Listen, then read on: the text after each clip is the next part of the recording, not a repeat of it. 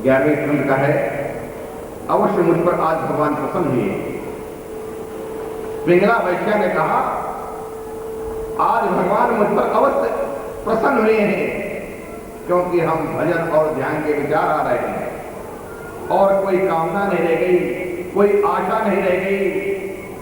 कहते हैं आज ही भगवान हम पर प्रसन्न हुए। जिस जीव की कामना चली जाए, आशा चली जाए, समझ लेना कि भगवान मुझ पर अवश्य प्रसन्न है। अगर भजन करने लगी, ऐसी भगवान की कृपा हो गई और भजन करने लगी और भजन के परिपक्व होने पर ध्यान लगने लगा, तो समझ लेना भगवान की विशेष कृपा है। पिंगला वैश्या कहती है, अवश्य मुझ पर आज भगवान प्रसन्न हुए, अन्यथा मुझ अभागे को ऐसा क्लेश ही नहीं उठाने पड़ते।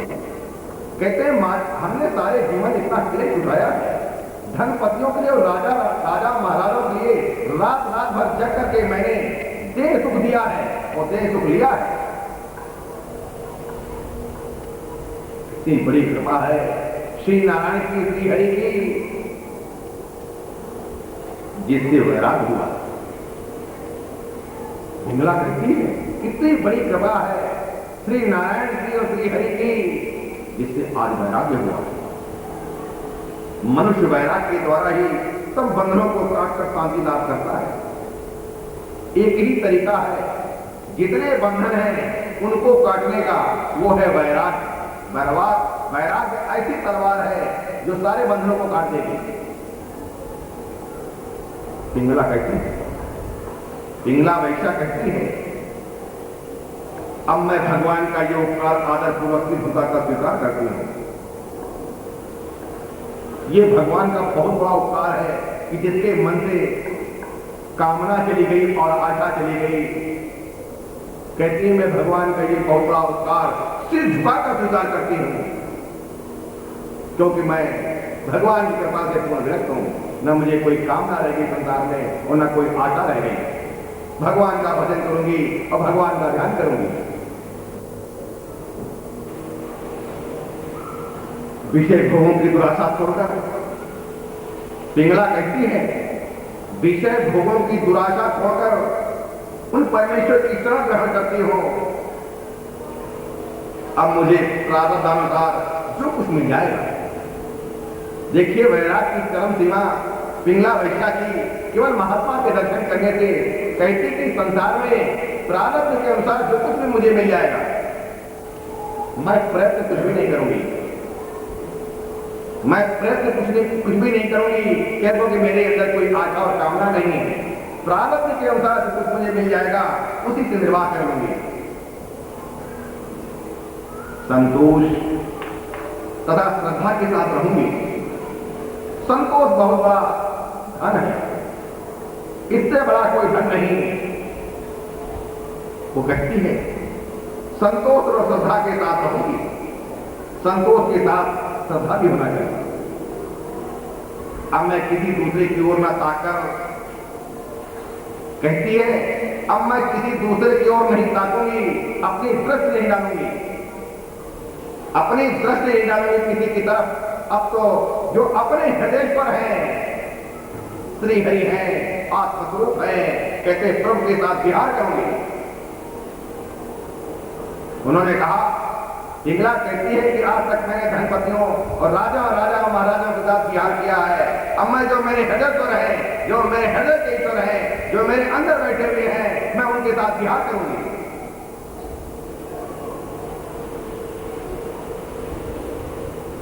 सुख यदि पदार्थों में होता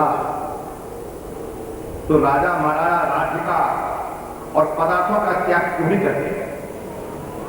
राजा महाराजाओं के पास बहुत धन संपत्ति होती है, लेकिन उसको भी छोड़ देते हैं। क्यों छोड़ देते हैं? अगर सुख होता तो कभी नहीं छोड़ते। राजा भर्तृहरि कहते हैं, राजा भर्तृहरि थे लेकिन महर्षि हो गए महात्मा की कृपा से। तो महात्मा भर्तृहरि कहते हैं, एकाकी निष्प्राशांता। इतनी सुंदर बात कहते हैं, एकाकी निष्प्राचंदा प्राणिपात्रो दिगंबरा कदा शंभो भविष्यामि कर्म निर्मूल्य क्षमा।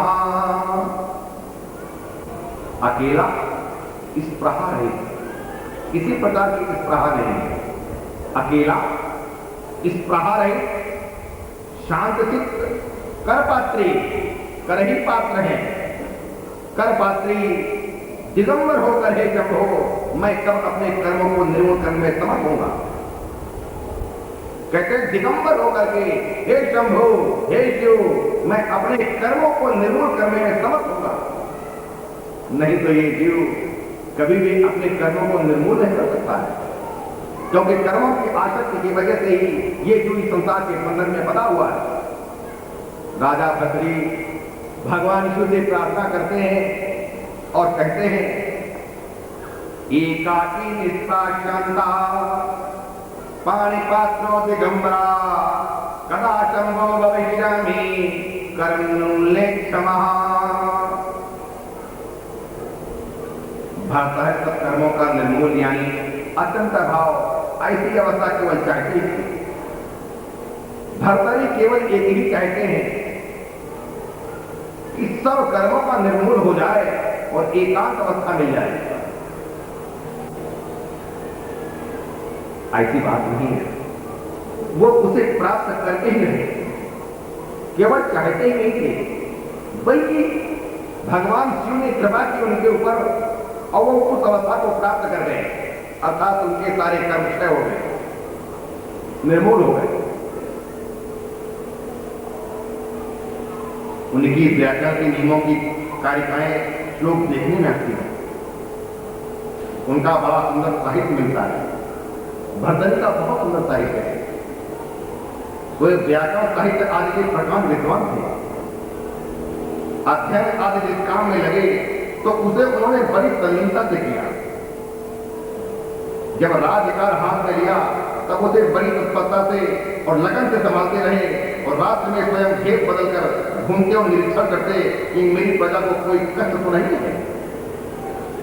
इस प्रकार प्रजा का पालन भी किया, सारे काम किए, पर किसी जगह भी टिके नहीं, अटके नहीं। पर जब वैराग्य ले लिया तब फिर उसे छोड़कर कहीं गए नहीं। एक बार इस जीव को वैराग्य मिल जाए, राग से विरक्ति हो जाए, उसको छोड़कर ये जीव भी कहीं नहीं जाए। वैराग्य होना ही कठिन है, लेकिन अगर वैराग्य हो जाए तो राजा भर्तरी को वैराग्य हो गया, फिर उसको उन्होंने कभी नहीं छोड़ा। ऐसा नहीं कि शमशान का घाट का वैराग्य हुआ और जब हम मुड़े मुर्दा जलाकर तो फिर राग में आ गए।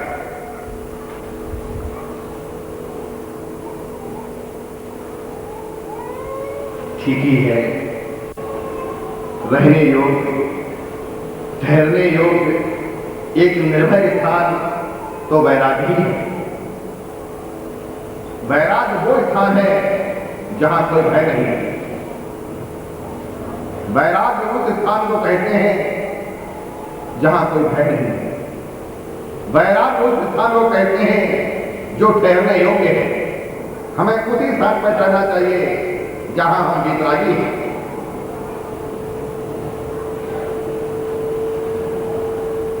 अन्य तो सभी भयप्रद है। अगर अन्य किसी स्थान में रहते हैं, आप किसी गेस्ट हाउस में रहते हैं, आप किसी क्लब में रहते हैं, या आप किसी ऐसे धर्मशाला में रहते हैं जहां विवाह उत्सव आदि मनाए जाते हैं और प्रपंचियों का जमघट लगता है, वहां कैसे आप सुख और शांति पा सकते हैं? कभी नहीं पा सकते।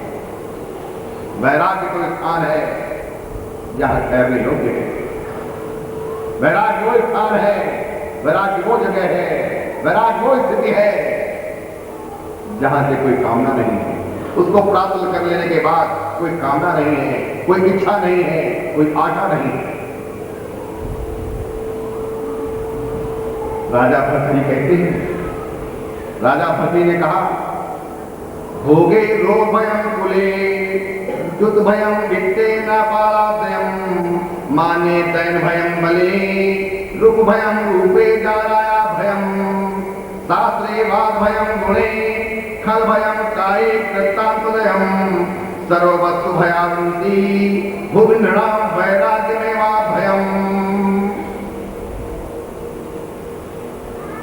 राजा भर्तृहरि ने कहा, भोगों में रोगादिका, अगर आप भोगी हैं तो उतने ही ज्यादा रोगी हैं। कुल में गिरने का, अगर आप कुल के बीच में रहते हैं तो गिरने के बहुत मौके आ सकते हैं, बहुत अवसर आएंगे कि आप गिर सकते हैं। अगर आप कुल में रहते हैं, वंश में रहते हैं और लिप्त होकर रहते हैं तो निश्चित रूप से गिरने के बहुत मौके हैं, अवसर है। धन में राजा का, धन में राजा का, मान में दैन्य का, बल में शत्रु का, रूप में बुढ़ापे का और शास्त्र में विवाद का और गुण में दुर्जन का और शरीर में मृत्यु का भय सदा बना रहता है। ये सदैव रहता है। धन में राजा का भय रहता है कि ऐसा ना हो कोई लूट ले जाए या दूसरा राजा आक्रमण कर दे। मान में दैन्य का, बल में शत्रु का, रूप में बुढ़ापे का, अगर कोई रूपवान व्यक्ति है तो हमेशा डरता है कि बुढ़ापा आ जाएगा तो ये रूप चला जाएगा, इसलिए प्लास्टिक सर्जरी कराते हैं। दुर्भाग्य ऐसे जीवों का, दुर्भाग्य ऐसे जीवों का, और दुर्भाग्य उनसे ज्यादा उन जीवों का है जो ऐसे व्यक्तियों को दर्शन करते हैं।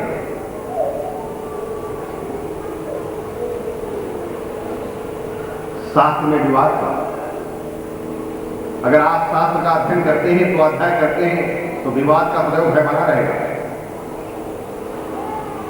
इस पृथ्वी में मनुष्यों के लिए सभी वस्तुएं भय से युक्त हैं। इस पूरी पृथ्वी में सभी वस्तुएं भय से युक्त हैं। एक वैरागी ऐसा है जो सर्वथा भय रहित है। वैरागी में कोई भय नहीं। जो वैरागी है उसे कोई भय नहीं है। श्रुति कहती है,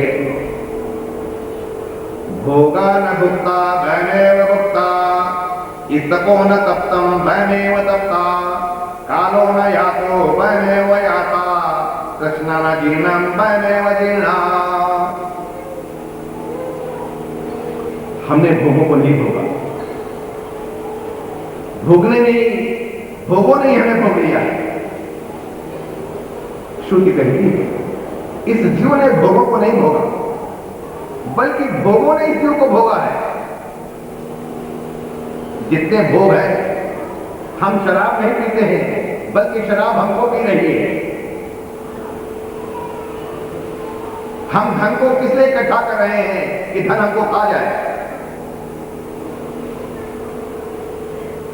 हमने भोगों को नहीं भोगा, भोगों ने हमें भोग लिया और हमने समाप्त कर दिया, हमारे अस्तित्व को मिटा दिया। यही कारण है कि जो भोगों में लिप्त रहे, आज तक उनके जो उदित उत्तराधिकारी हैं वो भी उनका नाम नहीं जानते हैं। उनके उत्तराधिकारी भी भोगों को प्राप्त करने के बाद भी, धन संपत्ति को प्राप्त करने के बाद भी अपने बाबे परबाबे और उनके बाप दादाओं के नाम तक को नहीं जानते हैं। दीपक जलाना तो बहुत बड़ी बात है, लेकिन जो योगी रहे आज उनकी जय जयकार हो रही है। प्रमाण है कि भोगों ने जीव को भोग लिया है। अच्छे कुल में जन्म होने पर भी उसे गिरने का भय रहता है। अगर कोई अच्छे कुल में पैदा हुआ है, कुली कुल में पैदा हुआ है या तपस्वी कुल में पैदा हुआ है, तो ऐसे व्यक्ति को भी गिरने का भय रहता है, गिर सकता है।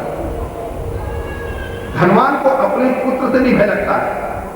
कोई धनी व्यक्ति है, उसको अपने पुत्र और पौत्रों से सबसे ज्यादा भय है। जो जितना ज्यादा धनी व्यक्ति है या राजे महाराजे हैं, उनको सबसे ज्यादा दुख जो है और भय जो है अपने पुत्र और पौत्रों से है। राजा से भय हो, इसमें तो कहना ही क्या है। मान में दीनता का भय बना रहता है। जो अपने को ज्यादा मान सम्मान कहते हैं, उनको सदैव दीनता का भय रहता है। बल में ऋतु का भय उत्पन्न हो जाता है।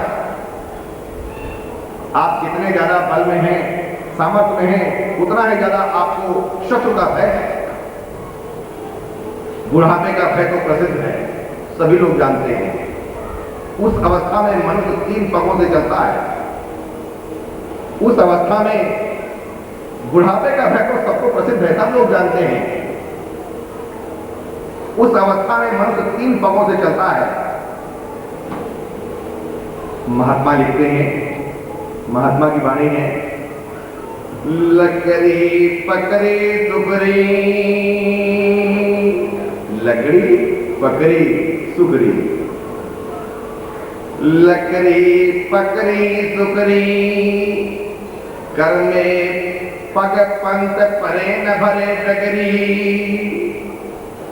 नगरी तनरी तु पुरानी परे, अब लूटत है बगरी बगरी, नगरी पर बैठ बजो तुहरी, कत कूर करी जगरी सगरी, अब री बिरधापन बात बुरी, तो अरी समलागत है सुनरी। इससे भी ज्यादा बढ़कर एक संत और कहते हैं जरा आने पर जब इसको बुढ़ापा जीव आने लगता है, जरा कुती जो हंसतो काल अहेरी लार, पाव पलक में मारती गर्भो कहा गमार। वृद्धावस्था आने पर वो बैल, वो बल, वो उत्साह, वो कहां चला गया। कहते हैं जब वृद्धावस्था आ रहा है तो बल, वो उत्साह, वो साहस कहां चला गया, उत्साह भी नहीं रहेगा। आप श्री हित को प्राप्त करने के लिए आप उत्साहित नहीं होंगे, क्योंकि आपसे उठा नहीं जाएगा। शास्त्र में वाद विवाद का बड़ा भय रहता है। जो लोग बहुत पुस्तकें पढ़ते हैं, शास्त्र का अध्ययन करते हैं और ऐसा मानते हैं कि सब कुछ यही है, वो भी दुखी रहते हैं, भयभीत रहते हैं, उसमें वाद विवाद का बहुत भय है। अन्य व्यक्तियों की अपेक्षा तो पढ़े लिखों को ताप भी अधिक होता है। अगर कोई गंवार व्यक्ति है और शास्त्र का ज्ञान नहीं रखता है तो उसको उतना दुख नहीं होगा जितना जो व्यक्ति शास्त्र का ज्ञान रखता है, उसको ज्यादा ताप लगेंगे। गंवार के केवल आदि भौतिक, आदि दैविक और आध्यात्मिक के 3 ताप होते हैं।